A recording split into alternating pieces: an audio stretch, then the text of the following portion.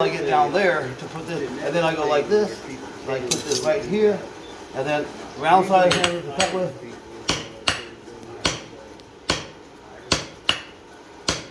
If I want a more pointed one, if I want both of them to be the same taper, I'll just do this.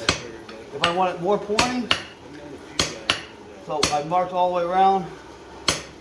If I want it more pointy over there,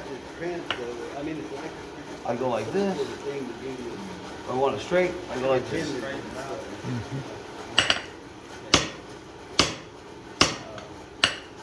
This will give me straight on this side.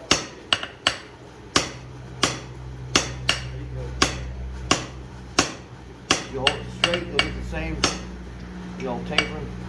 Anyway, I'm going too slow to, so you're trying to cut the center. But see, what's going on? Have you guys been exposed to that? Coffee used to cut like that, a tom. You don't need a sided chisel. I haven't wasn't doing it when I was around. So I don't know if you got that from Alfred or just discovered Arizona or whatever.